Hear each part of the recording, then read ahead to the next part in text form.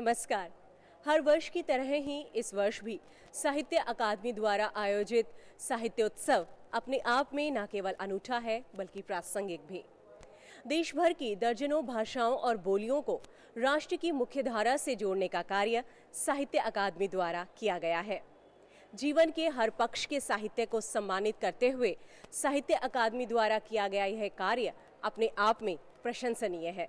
आइए हम आपको भी लिए चलते हैं इसी साहित्योत्सव में। अक्षरों की आराधना और साहित्य सृजन की वंदना का पर्व साहित्योत्सव इस वर्ष 21 से 26 फरवरी तक आयोजित किया गया। साहित्य अकादमी के सप्ताह भर के इस व्यापक अनुष्ठान में उत्कृष्ट साहित्य सृजन के लिए अकादमी पुरस्कारों के अतिरिक्त राष्ट्रीय संगोष्ठी और परिसंवाद, लेखक सम्मेलन, युवा साहिती नई फसल, संवत्सर व्याख्यान, पुरस्कृत लेखकों की प्रतिष्ठित विद्वानों से बातचीत, आमने सामने जैसे विशिष्ट आयोजन संपन्न हुए। वर्ष 2016 के दौरान उत्कृष्ट साहित्य सृजन के लिए साहित्य अकादमी पुरस्कारों का अर्पण समारोह 22 फरवरी को राजधानी के कमानी सभागार में आयोजित हुआ। विभिन्न भाषाओं के विशिष्ट रचनाकारों को उनकी उत्कृष्ट कृतियों के लिए सम्मानित किया गया। असमिया भाषा के लिए पुरस्कृत किए गए श्री ज्ञान पुजारी पुरस्कृत कृति थी काव्य संग्रह मेघमालार भ्रमण। संग्रह की कविताएं रोजमर्रा के जीवन की कठोर वास्तविकताओं से परिचित कराती हैं। बंगला भाषा के लिए साहित्य अकादमी में सम्मान मिला नृसिंह प्रसाद भादुड़ी को उनके निबंध संग्रह महाभारतेर अष्टादशी के लिए। संग्रह में महाभारत के स्त्री चरित्रों की भूमिका का आधुनिक समझ के आलोक में विश्लेषण करने वाले शब्द चित्र संकलित हैं। अंजलि बसुमतारी अंजुल सम्मानित की गई। बोडो भाषा में उत्कृष्ट साहित्य सृजन के लिए पुरस्कृत कृति थी काव्य संग्रह आंग माबोरे दंग दासों। संग्रह की कविताएं महिलाओं के जीवन की कठोर वास्तविकताओं का चित्रण करती हैं। डोगरी के लिए पुरस्कृत किए गए हैं प्रतिष्ठित डोगरी कथाकार, अनुवादक और पटकथा लेखक छत्रपाल जोगिंदर पाल सर्राफ। पुरस्कृत कृति थी कहानी संग्रह चेता। श्री छत्रपाल पुरस्कार ग्रहण करने के लिए समारोह में उपस्थित नहीं हो सके। अंग्रेजी भाषा के लिए साहित्य अकादमी पुरस्कार मिला श्री जेरी पिंटो को उनके उपन्यास Em and the big Hoom के लिए। उपन्यास विभिन्न मानसिक स्थितियों से गुजर रहे एक ही परिवार के 4 सदस्यों के बारे में है। गुजराती भाषा के लिए साहित्य अकादमी पुरस्कार मिला प्रख्यात गुजराती कवि और लेखक श्री कमल वोरा को। पुरस्कृत कृति थी काव्य संग्रह अनेकेक। ये कृति गुजराती भाषा में लिखित भारतीय काव्य को एक महत्वपूर्ण योगदान मानी गई। हिंदी भाषा के लिए नासिरा शर्मा पुरस्कृत की गई। उपन्यास पारिजात के लिए मानवीय संबंधों की जटिलता एवं प्रासंगिकता को उजागर करने वाला ये उपन्यास पूर्वी सभ्यताओं की समृद्ध विरासत को रेखांकित करता है और रिश्तों की महत्ता का मानवीय संदेश 21वीं सदी की युवा पीढ़ी तक संप्रेषित करता है। कन्नड़ भाषा के लिए साहित्य अकादमी पुरस्कार से अलंकृत किए गए श्री बोलवार महमद कुन्नी। उनका उपन्यास स्वतंत्रायदा ओटा कन्नड़ में भारतीय कथा साहित्य को एक महत्वपूर्ण योगदान माना गया। ये उपन्यास रामायण के पृष्ठभूमि में एक गांव में रहने वाले हिंदुओं और मुसलमानों के जीवन का चित्रण करता है। कश्मीरी के लिए पुरस्कृत किए गए प्रख्यात कश्मीरी लेखक और आलोचक अजीज हाजिनी। उनकी पुरस्कृत कृति आने खान एक आलोचनात्मक निबंध संग्रह है जिसमें कश्मीरी साहित्यिक परंपरा की विस्तृत श्रृंखला समाविष्ट है।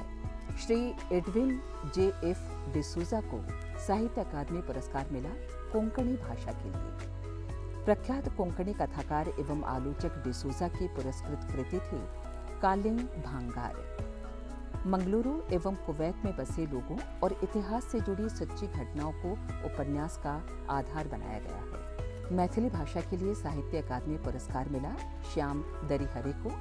पुरस्कृत कृति थी बड़की काकी @hotmail.com।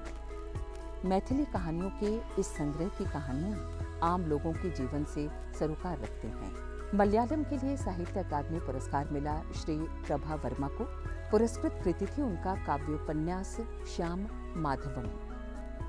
ये कृति भगवान कृष्ण और उनके लौकिक निवास के दौरान उनके प्रभाव क्षेत्र में आने वाले मनुष्यों के जीवन के इर्द गिर्द घूमती है। मणिपुरी में उत्कृष्ट साहित्य सृजन के लिए अलंकृत किए गए मोइरांगथेम राजन साहित्य अकादमी पुरस्कार मिला उनके कहानी संग्रह चेप थरबा इशंगपुन को। संग्रह की अधिकांश कहानियां मणिपुरी महिलाओं के संघर्ष शोषित जीवन तथा भ्रष्टाचार के इर्द गिर्द हैं। मराठी भाषा के लिए साहित्य अकादमी पुरस्कार से अलंकृत किए गए आसाराम मारोतराव लोमटे कहानी संग्रह आलोक पर यह पुरस्कार मिला। ये कृति ग्रामीण महाराष्ट्र के विशिष्ट अंचल में आए व्यापक परिवर्तनों की एक सशक्त प्रस्तुति है। नेपाली भाषा के लिए पुरस्कृत की गई गीता उपाध्याय पुरस्कृत कृति थी जन्मभूमि मेरू स्वदेश। उत्तर पूर्व के स्वतंत्रता आंदोलन की पृष्ठभूमि पर लिखा गया यह उपन्यास गोरखाओं के महान योगदान को चित्रित करता है तथा बाद के समाज को इस ओर जागरूक करता है। ओडिया भाषा के लिए साहित्य अकादमी पुरस्कार मिला पारमिता शतपथी को। पुरस्कृत कृति थी कहानी संग्रह प्राप्ति। ये कथा संग्रह ओडिया भाषा में लिखित भारतीय कथा साहित्य को एक अमूल्य योगदान मानी गई। पंजाबी भाषा के लिए पुरस्कृत किए गए स्वराजबीर पुरस्कार मिला उनके पंजाबी नाटक मस्या दी रात को। नाटक की कथावस्तु पुत्र को जन्म देने के लिए स्त्री पर पड़ने वाले दबाव से संबंधित है। राजस्थानी भाषा के लिए साहित्य अकादमी पुरस्कार मिला प्रख्यात राजस्थानी कथाकार बुलाकी शर्मा को उनके कहानी संग्रह मरदजात और दूजी कहानियां पर। अधिकांश कहानियों में पितृसत्तात्मक समाज में महिलाओं की स्थिति और उनके कष्टों का चित्रण है। संस्कृत भाषा के लिए साहित्य अकादमी पुरस्कार से अलंकृत किए गए सीताराम आचार्य पुरस्कृत कृति थे काव्य निर्झरी। श्री सीतानाथ आचार्य पुरस्कार ग्रहण करने के लिए समारोह में उपस्थित नहीं हो सके। संताली के लिए पुरस्कृत किए गए गोविंद चंद्र माझी पुरस्कृत कृति नाल्हा संताली कविता संग्रह है जो समकालीन संताल समाज में प्रचलित व्यापक मुद्दों को दर्शाता है। सिंधी के लिए पुरस्कृत किए गए नंदलाल जवीरी पुरस्कृत कृति अखर कथा श्री नंदलाल जवीरी पुरस्कार ग्रहण करने के लिए समारोह में उपस्थित नहीं हो सके। तमिल भाषा के लिए साहित्य अकादमी पुरस्कार मिला वन्नदासन एस कल्याण सुंदरम को। पुरस्कृत कृति ओरू सिरो इसे 15 तमिल कहानियों का संग्रह है जो मानवता तथा पारस्परिक रिश्तों के गहरे भावों को प्रतिबिंबित करता है। तेलुगु भाषा के लिए पुरस्कृत किए गए पापिनेनी शिवशंकर पुरस्कृत कृति रजनीगंधा तेलुगु कविता संग्रह है जिसकी कविताएं वास्तविक जीवन की स्थितियों तथा भावनाओं को उजागर करती हैं। उर्दू भाषा के लिए साहित्य अकादमी पुरस्कार से नवाजे गए निजाम सिद्दीकी पुरस्कृत कृति थी उर्दू समालोचना माबादे जदीदियत से नए अहद की तख्लीकियत तक यानी उत्तर आधुनिकतावाद से नए युग की सृजनात्मकता तक। ये कृति उर्दू में लिखित भारतीय समालोचना को एक महत्वपूर्ण योगदान मानी गई। I often feel, and I don't get a chance to talk to the literary people so often, but I get chance to talk to scientists more often.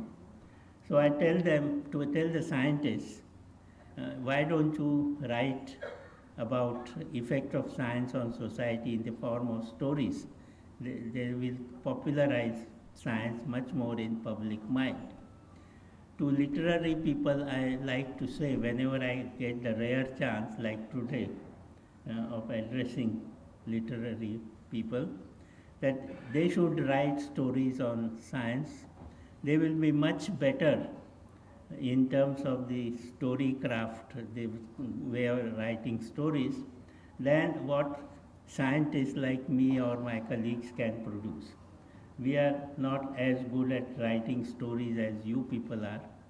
So I would say that if you spend some time, if some idea in science interests you, you could contact a friend who will explain to you what the details are, and then you can make a beautiful story out of it, something which a professional scientist may not be able to do.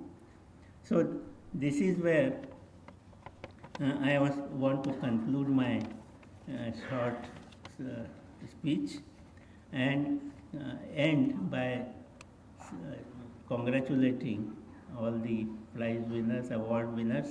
कि इस मंच पर पूरा देश उपस्थित है और इस सभागार में भी है।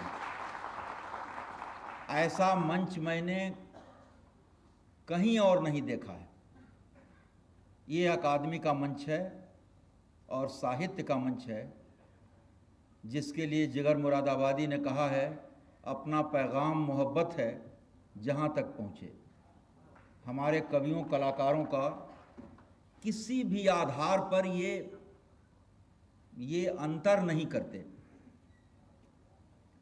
इनके लिए जाति, धर्म, क्षेत्र का कोई महत्व नहीं है। यहाँ तक कि राष्ट्र के साथ ही ये मनुष्यता की बात करते हैं, संपूर्ण मानवता की बात करते हैं।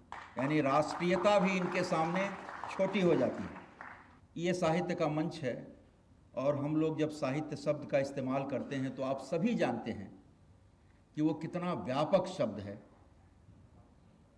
और जिसमें तीनों लोक आ जाता है, माने समाजशास्त्र, दर्शन शास्त्र, अर्थशास्त्र, राजनीति शास्त्र। इनके लिए तो कुछ एक विषय की सीमा होती है, मगर साहित्य के लिए विषय की कोई सीमा नहीं होती। जब किसी व्यक्ति के भीतर शिव का उदय होता है तब वो लेखक बनता है। शिव यानी मंगल, कल्याण भाव। और वो तब लेखक बनता है जब अपने से परे को देखता है। यानी लेखन में सबसे बड़ी बात है अपने अलावा भी दूसरे की स्वीकृति, पर की स्वीकृति। मैं समझता हूँ कि साहित्य सबसे पहले शब्द है और अंत में भी शब्द है। यानी शब्द और अर्थ दोनों मिलकर साहित्य की व्युत्पत्ति में जुड़े हुए हैं। और यह साहित्य अकादमी का जो प्रतिवर्ष आयोजन होता है साहित्योत्सव का, यह एक तरह से शब्द का उल्लास पर्व है। और इस शब्द के उल्लास पर्व में मेरा आना और इस उत्सव से जुड़ना मेरे लिए अत्यंत प्रसन्नता की बात है। जब भी वार्षिक सम्मेलन होते हैं या अन्य कार्यक्रम होते हैं, मुझे लगता है कि यहाँ आकर बहुत कुछ मिलता है। साहित्य अकादमी द्वारा आयोजित साहित्योत्सव की प्रतीक्षा पूरे साल भारत की समस्त भाषाओं के लेखक करते हैं, क्योंकि इसमें एक दूसरे से आदान प्रदान तो होता ही है, एक भाषा का दूसरी भाषा से संवाद भी होता है और ये संवाद लेखकों के द्वारा होता है। ये लेखकों का पर्व है, लेखकों का आयोजन है और लेखकों का एक प्रकार का उत्सव है। हम लोग जो यहाँ इस पर्व में शामिल होने के लिए आए हैं वो साहित्यकार तो हैं ही, साहित्य प्रेमी भी हैं। इसलिए जिन लेखकों को हम पूरे जीवन पढ़ते हैं उन लेखकों में से अधिकांश से यहाँ भेंट हो जाती है और उनसे बातचीत करने का हमें अवसर मिलता है।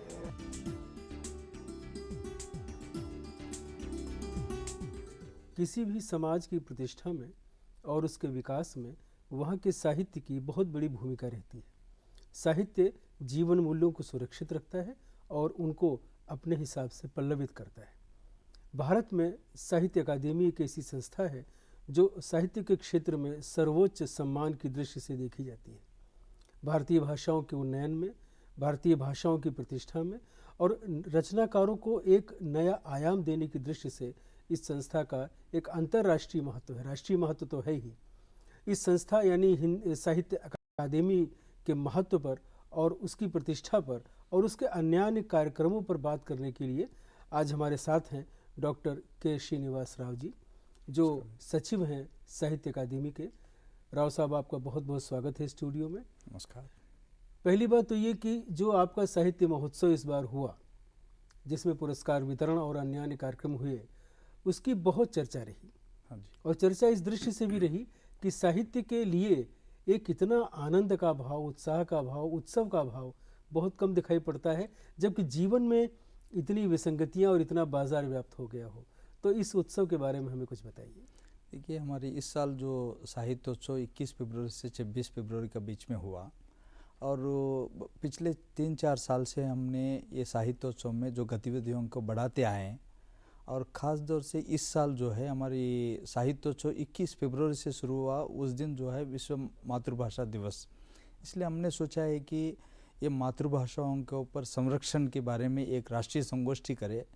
उस संगोष्ठी को भी हम लोग इस साहित्योत्सव में एक हिस्सा बनाया, और उसके साथ साथ बहुत सारे और अन्य कार्यक्रम हैं, जो आदिवासी लेखक सम्मेलन और अलिखित भाषाओं के ऊपर एक राष्ट्रीय संगोष्ठी, और अनुवाद के ऊपर एक राष्ट्रीय संगोष्ठी, और एक फोकलोर यानी लोक साहित्य के ऊपर भी एक राष्ट्रीय संगोष्ठी रखा है।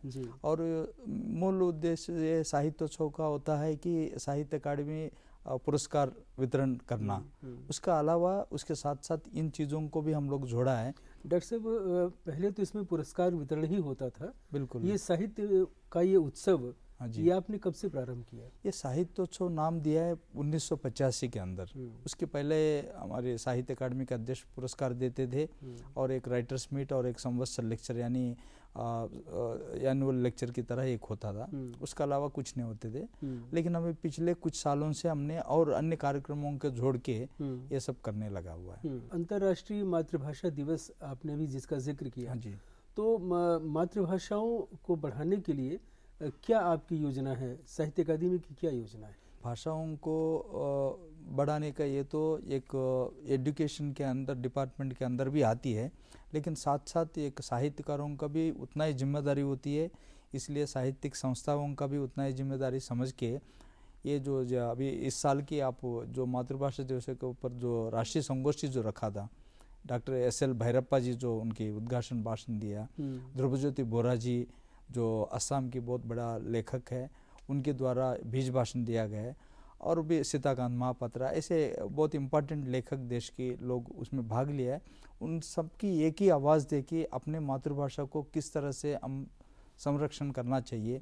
कम से कम एक एलिमेंट्री एजुकेशन के अंदर ये हमारी मदर टंग को जरूर इम्प्लीमेंट करें, ताकि उस मातृभाषा की संरक्षण कर पाए हम लोग। जी डॉक्टर साहब, जैसा कि हम सभी लोग जानते हैं कि जिन महान रचनाकारों को साहित्य अकादमी सम्मान मिलता है, उनकी तो प्रतिष्ठा होती ही है समाज में। जिनको महत्तर सदस्यता मिलती है, उनको भी एक विशेष अवसर रहता है अपने प्रिय पाठकों के बीच में जाने का, उनसे बात करने का। तो ये महत्तर सदस्यता का आपका दरअसल जो इसकी मौलिक अवधारणा है वो क्या है? देखिए, साहित्य अकादमी महत्तर सदस्यता जो है साहित्य अकादमी के सर्वोच्च सम्मान है, मतलब पुरस्कार से भी बहुत बड़ी चीज़ है। अच्छा। और इसकी हमारी जो संविधान के हिसाब से एक बार 21 से ज़्यादा महत्तर सदस्य रहते नहीं, 21 ही। उसके अंदर कभी कोई एक वैकेंसी की तरह कोई आए तो तभी हो सकती है। और आपने सही पूछा, इस साल जो है वे हिंदी के बहुत विद्वान और लेखक और सब जाने माने विदुषी है, डॉक्टर नामवर सिंह जी को इस साल की महत्तर सदस्य बनाए, और उनको 27 मार्च को महत्तर सदस्य उसको प्रदान किया जाएगा दिल्ली में। उसके लिए डॉक्टर साहब कैसा आयोजन होता है? एक बड़ा एक कार्यक्रम होती है, लेकिन इसके अंदर हम लोग ने ये मतलब जवाहरलाल नेहरू का समय से, राधा कृष्ण का समय से भी इसका पीछे एक उद्देश्य रखा था। फेलोशिप का दौरान, महत्तर सदस्य का दौरान में कोई मतलब रुपयों की ऐसा बिल्कुल नहीं रहे, ताकि उनकी मतलब अमूल्य, मतलब उनकी वैल्यू उतना ही रहे, गर्मा रखे।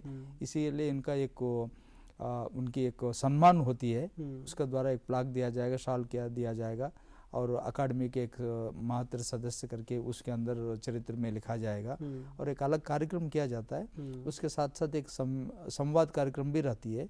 उसमें एक बड़े लेखक लोग जो है महत्तर सदस्य के ऊपर, उनकी कृतियों के ऊपर, उनकी साहित्य की गतिविधियों के ऊपर चर्चा होती है उस दौरान में। डॉक्टर साहब, साहित्य अकादमी के सचिव के रूप में आप बहुत अच्छा काम कर रहे हैं, और जैसा कि हम सब जानते हैं कि अतीत का मूल्यांकन करते हुए, वर्तमान को प्रोत्साहित करते हुए और भविष्य के लिए रचनाकारों को चिन्हित करते हुए साहित्य अकादमी बहुत अच्छा काम कर रही है। धन्यवाद। युवा साहिती के नाम से जो आपका एक कार्यक्रम चलता है, उसमें जिन आप अच्छे रचनाकारों को, युवा रचनाकारों को रेखांकित करते हैं, तो ये हम सब जानते हैं कितना महत्वपूर्ण है।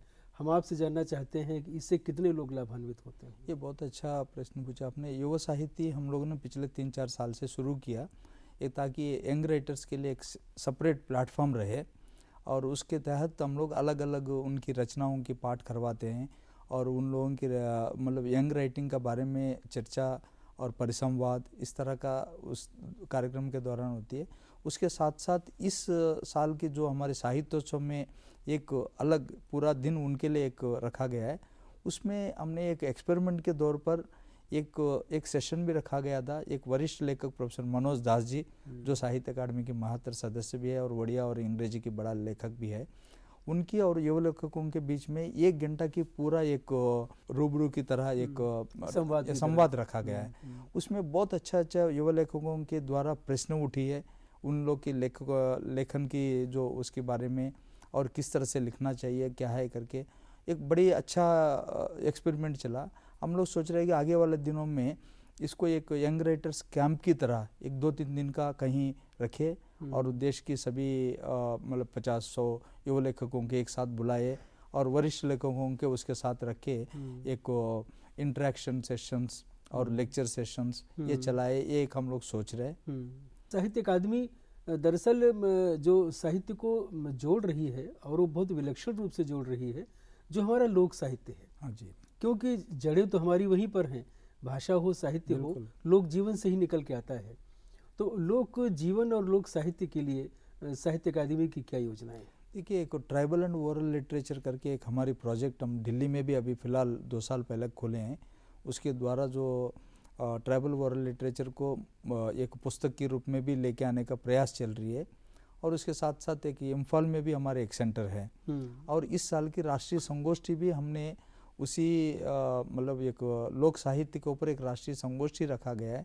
अलग अलग भाषाओं में लोक साहित्य की क्या है, आज की स्थिति क्या है, उसकी महत्व क्या है आज की स्थिति में। जैसे कि आपने कहा, हमारे साहित्य सब लोक साहित्य से शुरुआत हुआ है, बल्कि हमारे विश्व साहित्य भी लोक साहित्य का ही मानना चाहिए। लेकिन आज की उसका रिलेवेंस कितना है, इसका महत्व कितना है, इस विषयों के ऊपर अलग अलग मतलब नेचर ऑफ फोकलोर, नरेटिव्स क्या है, उसकी पुनर्गठन करके मतलब एक बार रीटेलिंग फोकलोर के बारे में उसका एक 3 दिन की राष्ट्रीय संगोष्ठी हुई है। उसमें बहुत अच्छा लेख पढ़ा गया है, उसकी संकलन भी बहुत जल्दी से आ ही जाएगी उसका। डॉक्टर साहब, एक काम जो साहित्यिक संस्थाओं को करना चाहिए वो ये कि एक कई बार अनेक कारणों से अपरिचय जैसी एक स्थिति रहती है। आपका एक जो कार्यक्रम पूर्वोत्तरी नाम से है, हाँ जी, जो सुदूर लोग बैठे हुए हैं, रचनारत हैं, देश के बारे में सोच रहे हैं, समाज के बारे में सोच रहे हैं, लेकिन बहुत सारे कारणों से उनसे जो लोग दूर बैठे उनसे परिचित नहीं हो पाते हैं। तो मैं तो इसको जब मेरी जानकारी में आई तो मैंने कहा कि इसके लिए मैं बधाई भी दूं आपको और साहित्य अकादमी को। धन्यवाद। तो पूर्वोत्तरी कैसा कार्यक्रम है? पूर्वोत्तरी ये है हमारी जो नॉर्थ ईस्ट जिसको कहा जाती है, ईशान्य जो राष्ट्र हैं, 8 राष्ट्र है जो असम, सिक्किम, अरुणाचल प्रदेश राज्य में, उन राज्यों में जो है जो लेखक, उन लोगों को बाकी राज्यों से बहुत सारे मिलने का मौका कम होता है। वो दूसरी भाषाओं की लेखकों के साथ मिलना ये सब कम होती है। इसलिए हमने एक नॉर्थ ईस्ट की लोगों को दूसरी जो मेन स्ट्रीम लैंग्वेजेस इन लोग के साथ मिलाने का एक प्रयास शुरू किया। उसको हमने पूर्वोत्तरी करके एक टाइटल रखा है, north east and southern writers meet, north east and northern writers meet, north east and western writers meet. इस तरह से रख के उन लोगों को ये मेन स्ट्रीम लैंग्वेजेस के लेखकों के साथ बिठा के एक सिंगल प्लेटफॉर्म में उनकी रचना पढ़ावाना और उनकी वार्ता करवाना, उनके संवाद करवाना, एक प्रयास शुरू किया है हमने। डॉक्टर साहब, अपरिचय को दूर करने में और संवाद को स्थापित करने में अनुवाद का कितना बड़ा स्थान है, बिल्कुल ये हम सब लोग जानते हैं। और साहित्य अकादमी ने अनुवाद के क्षेत्र में भी अभूतपूर्व काम किया है, भाषाओं को निकट लाने के लिए और जो पाठक हैं उनको निकट लाने के लिए।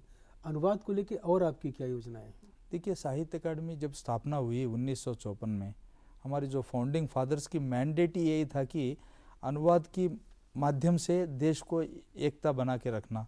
अनुवाद जैसा कि मलयालम की जो साहित्य है, मणिपुर की मतलब नॉर्थ ईस्ट में रहने वालों को किस तरह से पता चलेगा, और उसी तरह कश्मीरी भाषाओं में क्या लिखी जाती है वो मराठी लोगों को पता चलेंगे।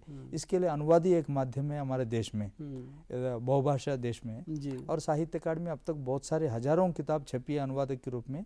उसके साथ साथ हम लोग ये साहित्योत्सव में भी एक पूरा दिन अनुवाद के ऊपर केंद्रित करते हमने एक राष्ट्रीय संगोष्ठी किया था, ट्रांसलेशन टेलिंग रिटेलिंग करके, उसको मतलब अनुवाद की पुनर्खतन उसकी करवाने का एक अच्छा पर्चा पढ़ा गया उसमें। और प्रोफेसर सिद्धांत शेषेश चंद्र जी जो गुजराती के जाने माने लेखक भी है और स्वयं अनुवादक भी है, उनके द्वारा उद्घाटन भाषण दिया गया है। बहुत अच्छा चल रही है उसका भी। डॉक्टर साहब संक्षेप में हमें जानना चाहेंगे एक टर्म हम अपने दर्शकों के लिए और स्वयं मैं अपने लिए, अलिखित भारतीय भाषाओं पर परिसंवाद। हाँ जी, ये थोड़ा सा अस्पष्ट है, इसको आप स्पष्ट करिए। अलिखित भाषाएं देश में हमारे भारतीय बहुभाषा देश है जिसमें साहित्य अकादमी जो सिर्फ 24 भाषाओं को मान्यता प्राप्त दिया है, और लेकिन देश में 100 से अधिक भाषाएं जिसकी थोड़ा बहुत स्क्रिप्ट है, लेकिन बहुत सारे स्क्रिप्ट ऐसी है पर्टिकुलरली नॉर्थ ईस्ट में उस एरिया में जिस भाषाओं का लिखित रूप में कोई स्क्रिप्ट नहीं है। उन भाषाओं को किस तरह से संरक्षण करना चाहिए, यानी उनकी सिर्फ वोरल ही है हर चीज़ की, एक जनरेशन टू जनरेशन वोरल मौखिक रूप में बोला जाता है। उसके अंदर बहुत सारे ट्राइबल भी कहा जाता है। इस तरह उन भाषाओं को किस तरह से संरक्षण करना, इस चीज़ के ऊपर भी हम लोग समय समय पर एक परिसंवाद करते आ रहे हैं।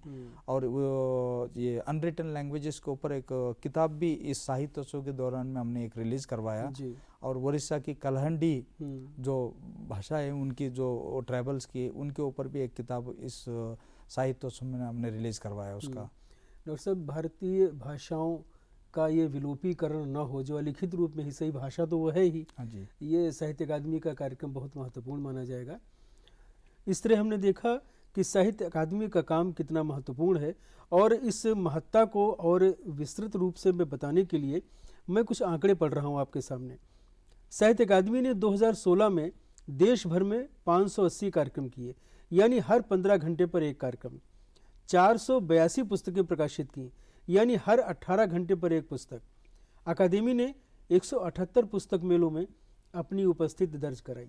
इससे हम समझ सकते हैं कि साहित्य अकादमी का काम कितना अच्छा है, कितना सक्रिय है, कितना लोकोपकारी है, और कितनी महत्ता के साथ उसकी सक्रियताएं हमारे सामने आ रही हैं। आज हमारे सामने और हमारे बीच में वहाँ के सचिव डॉक्टर के श्रीनिवास राव आए। उन्होंने हमको ऐसी सी बातें बताई और ऐसे ऐसे शब्दों के बारे में बताया कि जिनको एक दर्शक और या हम लोग जान नहीं पाते हैं। हम उनका बहुत बहुत धन्यवाद करते हैं। राव साहब, आप यहाँ आए, आपने समय दिया, आपका हार्दिक धन्यवाद। नमस्कार।